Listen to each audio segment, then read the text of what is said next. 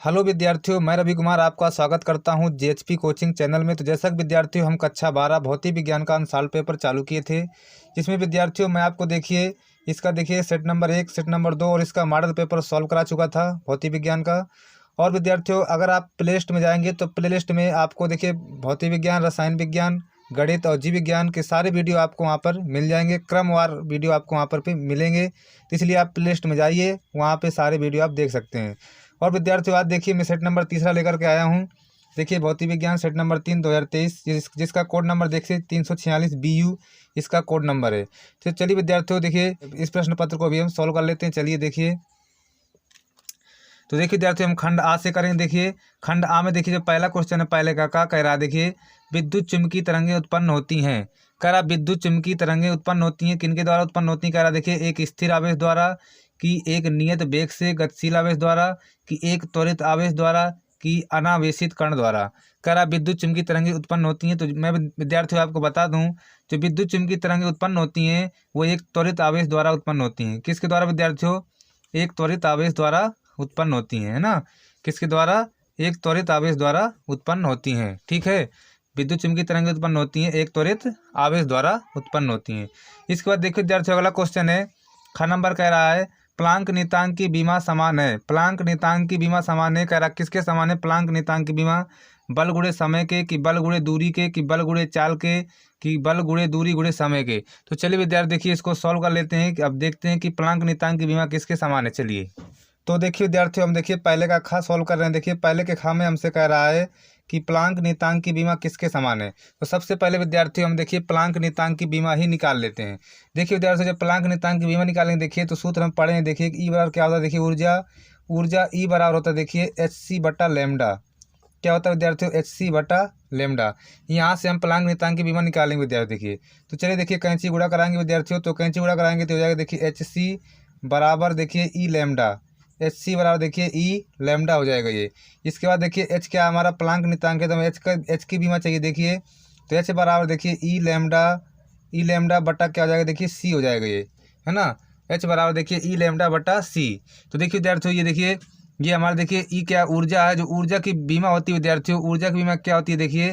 जो ऊर्जा की बीमा होती है वो होती है mL² और T-2, है ना। ये ऊर्जा की बीमा होती है। और लैम्डा क्या विद्यार्थी? जो लैम्डा तरंग दैर्ध्य इसका जो मात्रक होता है वो मीटर होता है। इसलिए इसकी बीमा L हो जाएगी, है ना।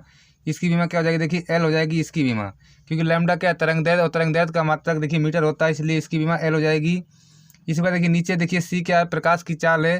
और विद्यार्थियों चाल की बीमा होती है तो LT-1 होती है। चाल की बीमा क्या होती है विद्यार्थियों? LT-1 होती है चाल की बीमा। ये चाल की बीमा होती है विद्यार्थी। तो H बराबर क्या मिलेगा हमको? इस सबको ऊपर ले चलते हैं विद्यार्थी। क्या हो जाएगा? m, अब L², ये एक L, ये L³ हो जाएगा। ये L⁻³ T-2 ये हो जाएगा। और विद्यार्थी जब ऊपर जाएगा ये ऊपर जाएगा तो L-1 और T+1 हो जाएगा ना। तो +1 लिखे, चांदा लिखे, ठीक है। H बराबर कितना मिलेगा? हमको H बराबर मिला, H बराबर मिलेगा m लिख दिया।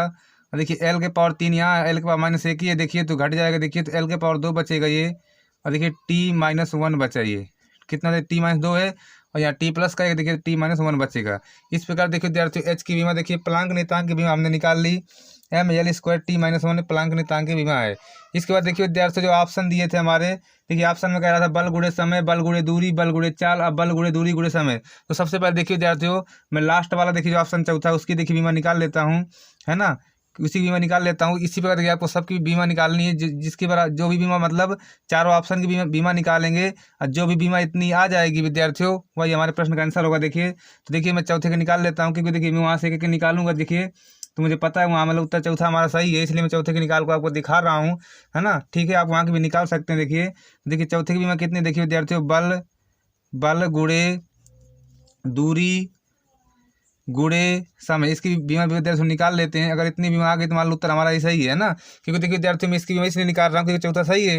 वो निकाल तो मैं सबके देता, लेकिन वो जब इसकी बार निकाल लेंगे, सबसे बड़ी बीमा है तो बाकी तो निकाल ही लेंगे। आप चेक कर लेना, लेकिन ये ऑप्शन सही है इसलिए मैं इसकी निकाल के आपको बता दे रहा हूँ।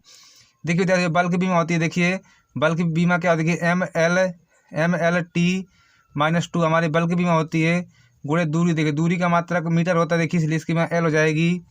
गुणा समय, समय की देखिए टाइम है ये, तो टी बीमा इसकी टी हो जाएगी ना, समय बीमा कितनी टी होती है देखिए। तो देखिए विद्यार्थी इसकी बीमा कितनी आगे देखिए एम लिख दिया, एल स्क्वायर हो जाएगा ना, एल स्क्वायर, और देखिए T-1 आ जाएगा ये, T-1। इस तरह देखिए विद्यार्थी दोनों बीमा हमारी देखिए मिल रही है, इसलिए कौन सा ऑप्शन सही है, चौथा ही ऑप्शन सही है। चलिए देखिए देख लेते हैं। तो देखिए विद्यार्थियों प्लांक नियतांक के बीमा समान है, किसके विद्यार्थियों, चौथा ऑप्शन सही है हमारा, बल गुणे दूरी गुणे समय के समान है। इसके बाद देखिए विद्यार्थियों गा गमला देख लेते, देखिए गा नंबर का आराम से कि एक समान विद्युत वाहक बल E1 बराबर E2 के तथा आंतरिक प्रतिरोध R1 बराबर R2 की दो देखिए आदर्श बैटरियां का राशि समांतर क्रम में जोड़ी गई हैं, इनका तुल्य विद्युत वाहक बल E तथा आंतरिक प्रतिरोध R, सही विकल्प क्या होगा विद्यार्थियों। तो देखिए विद्यार्थियों मैं आपको बता दूं, देखिए जिसका सही विकल्प है तीसरा है, तुल्य विद्युत वाहक बल जब E1 बराबर E2, परंतु कह रहा देखिए R1 का मान, देखिए ये R का मान है, देखिए ये स्मॉल r का मान, R1 छोटा है, और देखिए भी स्मॉल r का मान देखिए कॉमा लगा है R2 से भी छोटा होगा देखिए विद्यार्थियों, है ना। तो ये हमारा देखिए तीसरा ऑप्शन ही हमारा इसमें सही है। इसके बाद देखिए अगला क्वेश्चन देखते, देखिए घ नंबर कह रहा है जब शुद्ध अर्धचालक में अशुद्धि का अपमिश्रण किया जाता है तो अर्धचालक की चालकता क्या हो जाती है, तो इसकी विद्यार्थी चालकता बढ़ जाती है ना। जब भी देखिए किसी शुद्ध अर्धचालक में अशुद्धि का अपमिश्रण किया जाता है तो क्या होता है विद्यार्थियों, अर्धचालक की चालकता बढ़ जाती है। देखिए ऑप्शन में भी देख लेते हैं हम। तो देखिए विद्यार्थी ऑप्शन में कह रहा देखिए शून्य हो जाती है कि बढ़ जाती है, घट जाती है कि वही रहती है, तो विद्यार्थी बता दो बढ़ जाती है, क्या होती है, बढ़ जाती है। इसके बाद देखिए विद्यार्थी अंगन नंबर हमको नहीं करना है, हट चुका, स्टार लगा है। और देखिए चम्मच नंबर करते हैं विद्यार्थी, देखिए कह रहा सही तथ्य को चिन्हित कीजिए, कह रहा सही तथ्य को चिन्हित कीजिए। देखिए कह रहा वोल्ट मीटर का प्रतिरोध कह रहा कम होना चाहिए, कि वोल्ट मीटर का प्रतिरोध अधिक होना चाहिए, कि एमीटर का प्रतिरोध अधिक होना चाहिए, कि एमीटर का प्रतिरोध कम होना चाहिए, परंतु इसको धारामापी के प्रतिरोध से अधिक होना चाहिए। तो इसमें विद्यार्थियों आपका देखिए चौथा ऑप्शन सही है कि एमीटर का प्रतिरोध कम होना चाहिए, परंतु इसको धारामापी के प्रतिरोध से अधिक होना चाहिए, है ना। ये सही तथ्य को चिन्हित कीजिए, देखिए आपका चौथा ऑप्शन इसमें सही है। इसके बाद देखिए विद्यार्थियों खंड बा में दूसरे का क्या करेंगे, देखिए दूसरे का कह रहा है यदि एक परमाणु के मूल ऊर्जा स्तर की ऊर्जा, देखिए यदि एक परमाणु के मूल ऊर्जा स्तर की ऊर्जा जो है -54.4 इलेक्ट्रॉन वोल्ट है, तब इसका आयनन विभव ज्ञात कीजिए। तो देखिए विद्यार्थी इसका देखिए आयनन जो विभव होगा विद्यार्थी आपको बता दूं, देखिए आयनन विभव किस प्रकार निकालेंगे विद्यार्थी, देखिए कह रहा है इसका 1 नंबर क्वेश्चन है, देखिए डायरेक्ट इसका उत्तर देना हमको। तो विद्यार्थी इसका आयनन विभव होगा, देखिए इसका आयनन विभव, देखिए इसका आयनन विभव पूछ रहा हमसे, आयनन विभव, है ना। इसका क्या पूछ रहा है विद्यार्थी हमसे, आयनन विभव। जो इसका आयनन विभव होगा देखिए विद्यार्थी यही इसका आयनन विभव होगा, देखिए बस इसमें प्लस कर देना आपको, देखिए 54.4 इलेक्ट्रॉन वोल्ट लिखा है तो इलेक्ट्रॉन हटा देंगे, वोल्ट लिख देंगे, है ना। 1 नंबर डायरेक्ट क्वेश्चन, डायरेक्ट इसका आंसर देना आपको। देखिए कर इसका आयनन विभव बताओ, देखिए इसका आयनन विभव कितना होगा, 54.4 वोल्ट होगा इसका आयनन विभव। इसके बाद देखिए जैसा अगला क्वेश्चन कह रहा है एक अवतल लेंस के प्रत्येक पृष्ठ की वक्रता त्रिज्या 30 सेंटीमीटर है तथा अपवर्तनांक 105 है, इसकी फोकस दूरी ज्ञात करो। चलिए विद्यार्थी इस क्वेश्चन को हम सॉल्व कर लेते हैं। चलिए तो देखिए विद्यार्थियों प्रश्न कौन सा हमारे पास, देखिए प्रश्न हमारा दूसरे का खा नंबर हमारा प्रश्न है, ठीक है। कह रहा देखिए एक अवतल लेंस के प्रत्येक पृष्ठ की, देखिए विद्यार्थियों हमारा देखिए अवतल लेंस देखिए इस प्रकार का हमारा अवतल लेंस होता है ना, इस प्रकार का हमारा अवतल लेंस होता है। देखिए इस पृष्ठ की देखिए वक्रता त्रिज्या होती है R1 होती है, और ये विद्यार्थी ऋणात्मक रहती है। इस साइड की जो वक्रता त्रिज्या विद्यार्थी होती है R2 होती है और धनात्मक रहती है। तो देखिए सवाल कह रहा है कि एक अवतल लेंस के प्रत्येक पृष्ठ की वक्रता त्रिज्या 30 सेंटीमीटर, मतलब इसकी भी 30 सेंटीमीटर, इसकी भी 30 सेंटीमीटर, है ना। मतलब R1 का मान भी देखिए 30, लेकिन ये माइनस कर रहेगा, बस ये हमको याद रखना है। अब R2 का मान भी विद्यार्थी देखिए 30 सेंटीमीटर रहेगा ना। इसके बाद कहता था अपवर्तनांक कितना 1.5 है, n का मान कितना 1.5 है, और कह रहा हमसे कि इसकी फोकस दूरी बताओ। चलिए इसकी फोकस दूरी निकाल लेते हैं। तो विद्यार्थी देखिए फोकस दूरी सूत्र क्या, देखिए 1/f बराबर कोष्टक n-1, और यहाँ पे देखिए 1/r1 माइनस 1/r2, ये हमारा फार्मूला होता है, इसको लगा देंगे और उत्तर हमें मिल जाएगा। देखिए 1/f बराबर n-1, n कितना देखिए 1.5 -1, अगले क्वेश्चन देखिए 1/r1, r1 कितना -30 है ना, -30 माइनस 1/r2 कितना देखिए +30 है, तो यहाँ पे +30 लिख देंगे ना। फिर देखिए 1/f बराबर घटा देंगे, देखिए 0.5 मिलेगा यहाँ से, इसे देखिए जुड़ जाएगा, देखिए ये जुड़ेगा ना, देखिए तो माइनस देखिए 2/30 हमें ये मिलेगा। देखिए फिर 1/f बराबर इसका गुणा करा देंगे, 5 × 10, तो माइनस का 1.0 है ना, /30। हमको देखिए f चाहिए, हमको एफ चाहिए, तो एफ बराबर कितना है देखिए, पलटी मार देंगे तो माइनस का 30 सेंटीमीटर। हमसे फोकस दूरी पूछ रहा था विद्यार्थियों, तो हमने फोकस दूरी निकाल दिया और आपके भी समझ में आया होगा। तो चलिए विद्यार्थियों अगला क्वेश्चन अब सॉल्व कर लेते हैं। चलिए तो देखिए विद्यार्थियों अगला क्वेश्चन हमसे कह रहा, देखिए कह रहा नाभिक के द्रव्यमान संख्या से क्या तात्पर्य है, ये परमाणु क्रमांक से किस प्रकार भिन्न है। फिर देखिए अगला क्वेश्चन कह रहा नाभिकीय संलग्न से संबंधित कोई समीकरण लिखिए। तो चलिए विद्यार्थी देखिए दोनों सवालों को हम सॉल्व कर लेते हैं। चलिए तो देखिए विद्यार्थियों पहला सवाल हमसे बोल रहा था क्वेश्चन कि नाभिक के द्रव्यमान संख्या से क्या तात्पर्य। देखिए द्रव्यमान संख्या बराबर होता है प्रोटॉनों की संख्या प्लस न्यूट्रॉनों की संख्या, मतलब प्रोटॉनों की संख्या और न्यूट्रॉनों की संख्या के योग को हम द्रव्यमान संख्या बोलते हैं। इसके बाद कह रहा देखिए परमाणु क्रमांक से किस प्रकार भिन्न है। तो देखिए परमाणु क्रमांक बराबर क्या होता है, देखिए प्रोटॉनों की संख्या, अगर प्रोटॉनों की संख्या सिर्फ प्रोटॉनों की संख्या है तो परमाणु क्रमांक है, या सिर्फ इलेक्ट्रॉनों की संख्या है तो वो परमाणु क्रमांक है। तो आप देख सकते हैं देखिए इस प्रकार ये भिन्न है ना। द्रव्यमान संख्या में देखिए परमाणु क्रमांक क्या आता है कि परमाणु क्रमांक में प्रोटॉन भी शामिल रहते हैं, है ना। और द्रव्यमान संख्या देखिए प्रोटॉनों की संख्या प्लस न्यूट्रॉनों की संख्या होती है। तो आपको इसी प्रकार लिख देना, 1 नंबर का सवाल है ये, आपको आराम से 1 नंबर इसमें मिल जाएगा विद्यार्थियों। इसके बाद देखिए जैसे अगला क्वेश्चन कह रहा था कि नाभिकीय संलयन से संबंधित कोई समीकरण लिखिए। तो देखिए जो नाभिकीय संलयन का समीकरण देखिए विद्यार्थी ये 1s2 + 1s2 फिर 1s3 + 1s1 + 4 mega electron volt ऊर्जा, इसको आप लिख देंगे तो आराम से 1 नंबर मिल जाएगा। इसके बाद देखिए जैसे अगला क्वेश्चन देख लेते हैं अंगा नंबर। देखिए तो देखिए जैसे अंगा नंबर क्वेश्चन का अंगा नंबर कि 2 वोल्ट तक विभवांतर से आवेशित 10 माइक्रोफैराड धारिता के संधारित्र की स्थितिज ऊर्जा ज्ञात कीजिए। तो चलिए विद्यार्थी इस क्वेश्चन को हम सॉल्व कर लेते हैं। चलिए तो देखिए विद्यार्थी अंगा नंबर क्वेश्चन हमारा देखिए हमारे पास क्या क्या दिया। देखिए विद्यार्थियों कह रहा है 2 वोल्ट का विभवांतर है, तो बी बराबर हमारे पास देखिए 2 वोल्ट है। बी बराबर कितना विद्यार्थियों 2 वोल्ट दिया, बी का मान दिया है। इसके बाद देखिए 10 माइक्रोफैराड धारिता देखिए सी बराबर है 10 माइक्रोफैराड। धारिता सी बराबर कितना विद्यार्थियों 10 माइक्रोफैराड बराबर देखिए 10 गुणे माइक्रो हटा देंगे देखिए तो मिली माइक्रो 10 के पावर -6 के बराबर होता है ना, 10 के पावर -6 फैराड हो जाएगा ये बराबर। देखिए इसी को सॉल्व करेंगे देखिए 10 के पावर आएगा -5 फैराड, ये हमारे देखिए आ जाएगा। हमसे क्या पूछा विद्यार्थी देखिए कह रहा स्थितिज ऊर्जा बताओ। यू बराबर क्या होता है देखिए 1/2 CV², ये होता है ना देखिए u बराबर 1/2 CV²। तो u बराबर देखिए 1/2 गुणे सी का मान देखिए कितना देखिए विद्यार्थियों 10 के पावर -5 है गुणा v², v का मान 2 बार लिखेंगे देखिए 2 गुणे 2 क्योंकि स्क्वायर लगा देखिए 2 काट देंगे देखिए तो u मिलेगा हमारे पास देखिए 2 गुणे 10 के पावर -5 जूल, ठीक है, ये जूल मिलेगा देखिए। इस तरह विद्यार्थी देखिए हमारा ये आंसर हो जाएगा। स्थितिज ऊर्जा पूछ रहा था और देखिए इसकी स्थितिज ऊर्जा निकल आई है। चलिए विद्यार्थी देखिए इसके बाद अगला क्वेश्चन देख लेते हैं। तो देखिए विद्यार्थी अगला क्वेश्चन देखिए चम्मच नंबर देखिए हट चुका स्टार लगा है, इसको हमको नहीं करना देखिए। और खंड सा में देखिए खंड सा में कह रहा तीसरे का में कह रहा प्रदर्शित कीजिए कि न्यूटन प्रति कूलाम तथा वोल्ट प्रति मीटर एक ही भौतिक राशि के मात्रक हैं और उस भौतिक राशि का नाम भी लिखिए। 2 नंबर का प्रश्न है।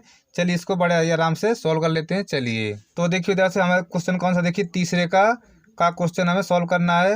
लिख देंगे देखिए तीसरे का प्रश्न देखिए कह रहा हमारे पास कि न्यूटन प्रति कूलाम प्रदर्शित कीजिए कि न्यूटन प्रति कूलाम तथा वोल्ट प्रति मीटर एक ही भौतिक राशि के मात्रक हैं, उस भौतिक राशि का नाम लिखिए। देखिए पहले न्यूटन प्रति कूलाम लिखा देखिए न्यूटन प्रति कूलाम मतलब न्यूटन बटा कूलाम, इस प्रकार लिख देंगे। न्यूटन प्रति कूलाम मतलब न्यूटन बटा कूलाम लिख देंगे, इसकी बीमा निकाल लेंगे, है ना। देखिए न्यूटन क्या देखिए बल है, बल का मात्रक है, तो बल की बीमा क्या होती है विद्यार्थियों MLT-2।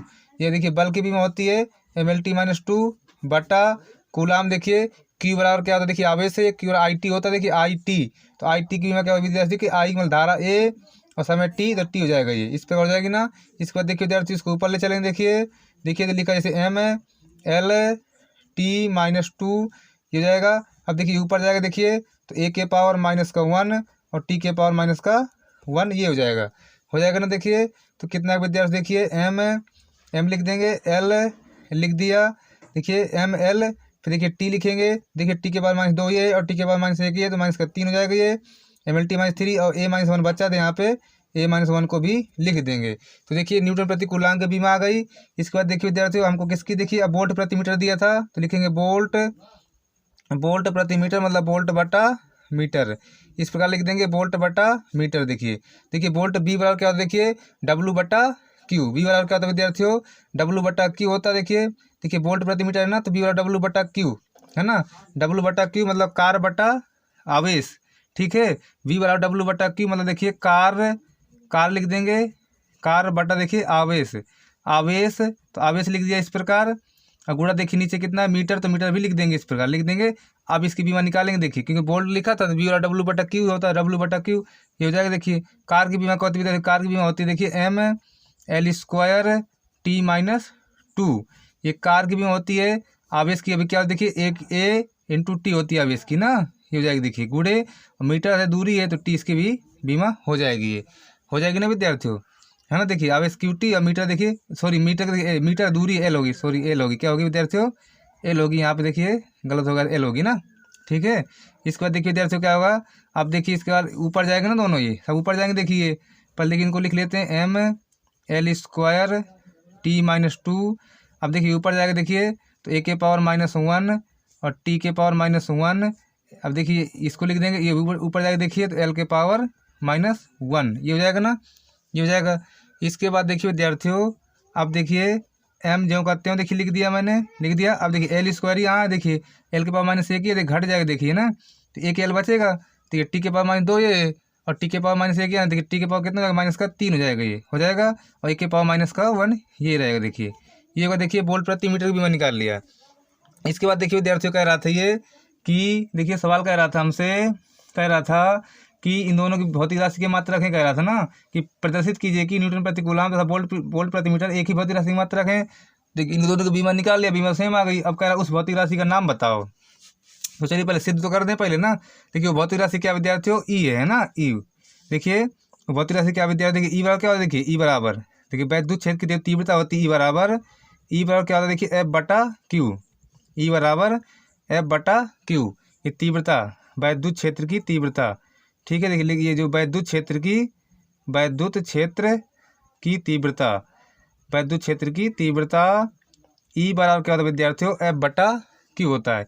इसकी बीमा निकाल लेते, देखिए एफ क्या है बल, तो बल क्या होता है विद्यार्थियों, बल की जो बीमा होती है एम एल टी -2 ये होती है ना। और इसके बाद देखिए क्यू आवेश है तो ए टी होती है इसकी, ए टी ऊपर जाएगा देखिए, ऊपर जाएगा देखिए एम एल टी -2। अब देखिए जो ऊपर जाएगा ये तो हो जाएगा ए -1 और टी -1 ये हो जाएगा ना। देखिए कितना मिलेगा हमारे पास, देखिए हमें मिलेगा एम एल ये देखिए एम एल सिंगल ना, सेल सिंगल रहेगा देखिए टी -2 टी -1 टी -3 और देखिए ए -1 जो का त्यों ये हो जाएगा। तो आप देख रहे हैं विद्यार्थी हमारा प्रश्न का उत्तर हो गया। ये कह रहा था किस भौतिक राशि, मतलब हमसे कह रहा था क्वेश्चन, कह रहा था कि उस भौतिक राशि का नाम बताइए जिस भौतिक राशि के मात्रक हैं। तो वो भौतिक राशि कौन सी विद्यार्थी, वैद्युत क्षेत्र की तीव्रता ही वह भौतिक राशि है जिसके दोनों ये मात्रक होते हैं, है ना। मतलब वैद्युत क्षेत्र तीव्रता का मात्रक देखिए न्यूटन प्रति कूलम भी होता है, वोल्ट प्रति मीटर भी होता है। तो इस तरह विद्यार्थियों 2 नंबर का प्रश्न था, आराम से आपको 2 नंबर मिलेंगे, इसी प्रकार आपको करना है। चलिए विद्यार्थियों अगला क्वेश्चन अब देख लेते हैं। चलिए तो देखिए विद्यार्थी अगला क्वेश्चन खा नंबर करेंगे। कह रहा 200 वोल्ट के विभव पर स्थित एक बिंदु से 250 वोल्ट पर स्थित दूसरे बिंदु तक एक आवेशित कण के गति करने पर उसकी गतिज ऊर्जा में 10 जूल की कमी होती है, उस कण का आवेश ज्ञात कीजिए। चलिए विद्यार्थियों इस क्वेश्चन को भी सॉल्व कर देते हैं। चलिए तो देखिए विद्यार्थियों क्वेश्चन कौन सा हमारा, तीसरे का खा नंबर हमारा क्वेश्चन है ना। क्वेश्चन कह रहा है कि 200 वोल्ट के विभव पर स्थित एक बिंदु से, देखिए मान लो एक बिंदु ये है और एक दूसरा बिंदु ये है, ठीक है। इसको ए नाम देता हूँ, इसको बी नाम देता हूँ। देखिए तो यहाँ पे 200 वोल्ट का आवेश है, सॉरी 200 वोल्ट का विभव है यहाँ पे देखिए 200 वोल्ट का विभव है और यहाँ पे 250 वोल्ट का विभव है, ठीक है ना। तो देखिए हमारा डेल्टा बी कितना निकलेगा, यहाँ से डेल्टा बी निकलेगा हमारा 250 - 200 ये निकलेगा देखिए 50 वोल्ट निकल आएगा, 50 वोल्ट निकलेगा ये, है ना। कह रहा सवाल कि 200 वोल्ट के विभव पर स्थित एक बिंदु से दूसरे, देखिए एक बिंदु से 250 वोल्ट पर स्थित दूसरे बिंदु तक एक आवेशित कण की गति करने पर, मतलब आवेशित कण यहाँ से यहाँ जा रहा है ना, यहाँ से यहाँ जा रहा है, उसकी गतिज ऊर्जा कितनी 10 जूल की कमी होती है, गतिज ऊर्जा में 10 जूल कमी होती है। तो ये कार कर रहा है, मतलब ना ये डब्लू दिया देखिए, क्योंकि देखिए मात्रक से पहचान किया था, जो कार का मात्रक जूल होता है देखिए 10 जूल, ये डब्लू लिख देंगे इस प्रकार। तो कह रहा हमसे तो कमी होती है 10 जूल की, तो कह रहा है उस कण का आवेश बताओ। तो देखिए डेल्टा वी कितना लगेगा, डेल्टा वी बराबर हो जाएगा डब्लू बटा क्यू लगा देंगे, डेल्टा वी बराबर डब्लू बटा क्यू। डेल्टा वी कितना है 50 और डब्लू कितना 10, हमें क्यू चाहिए, कर देंगे कैंची बड़ा फटाक से ना। तो कितना है देखिए करेंगे जब तो 50 क्यू बराबर देखिए 10, ये हो जाएगा हमारा। तो क्यू कितना है देखिए, क्यू बराबर आएगा 10/50, ये कटेगा तो 1/5 भाग देंगे तो 0.2 कूलाम आ जाएगा। ठीक है विद्यार्थियों, चलिए अगला क्वेश्चन अब सॉल्व कर लेते हैं, आपकी समझ में आएगा। चलिए अगला क्वेश्चन देखिए विद्यार्थियों, ग नंबर करेंगे। ग नंबर कह रहा देखिए, कह रहा है हमसे कि रदरफोर्ड के परमाणु मॉडल की 2 कमियों को लिखिए। हमसे देखिए रदरफोर्ड के परमाणु मॉडल की 2 कमियां पूछ रहा है। देखिए विद्यार्थियों, आप इनको लिख लीजिएगा, मैं आपको देखिए बता देता हूँ, दोनों कमियां आप लिख लीजिएगा। देखिए विद्यार्थियों, रदरफोर्ड के परमाणु मॉडल की जो देखिए पहली कमी थी कि परमाणु के स्थायित्व की व्याख्या नहीं कर सका ना। रदरफोर्ड के परमाणु मॉडल की 2 कमियां करा लिखिए। तो रदरफोर्ड के परमाणु मॉडल की पहली कमी क्या थी विद्यार्थियों, कि रदरफोर्ड जो है परमाणु के स्थायित्व की व्याख्या नहीं कर सका। तो विद्यार्थियों इसकी दूसरी कमी थी कि रदरफोर्ड ने जो है परमाणु के रेखीय स्पेक्ट्रम की व्याख्या नहीं किया था। तो आप लिख लीजिएगा, है ना। पहला नंबर लिखेंगे कि परमाणु के स्थायित्व की व्याख्या नहीं कर सका रदरफोर्ड। दूसरा नंबर लिखेंगे कि परमाणु के रेखीय स्पेक्ट्रम की व्याख्या नहीं कर सका रदरफोर्ड। ठीक है विद्यार्थियों, चलिए आप लिख लेंगे। इसके बाद देखिए विद्यार्थियों, घ नंबर कह रहा हमसे कि कार्य फलन की परिभाषा दीजिए और उसका मात्रक लिखिए। कह रहा कार्य फलन की परिभाषा दीजिए, उसका मात्रक लिखिए। तो देखिए विद्यार्थियों, कार्य फलन की जो परिभाषा है तो आप लिखेंगे कि धातु के पृष्ठ से बाहर निकलने के लिए, धातु के पृष्ठ से बाहर निकलने के लिए इलेक्ट्रॉन को आवश्यक न्यूनतम ऊर्जा कार्य फलन कहलाती है ना। मतलब धातु के पृष्ठ से बाहर निकलने के लिए इलेक्ट्रॉन को जो ऊर्जा की आवश्यकता होती है, मतलब वह न्यूनतम से न्यूनतम ऊर्जा जो मतलब इलेक्ट्रॉन को बाहर निकालती है, उसे ही कार्य फलन कहते हैं। ठीक विद्यार्थियों, लिख लेंगे ना आप। आपको बस यही लिखना है कि धातु के पृष्ठ से बाहर निकालने के लिए इलेक्ट्रॉन को आवश्यक न्यूनतम ऊर्जा कार्य फलन कहलाती है। ये सभी धातुओं के लिए अलग अलग होती है। कार्य फलन का मात्रक विद्यार्थियों जूल होता है, इसे अधिकतर इलेक्ट्रॉन वोल्ट में मापा जाता है। तो आप इसकी परिभाषा लिख लीजिएगा। इसके बाद विद्यार्थियों, मैं आपको कल मिलूंगा और कल अगला पार्ट लेकर के आऊँगा। तो चलिए विद्यार्थियों, मैं चलता हूँ। नमस्कार।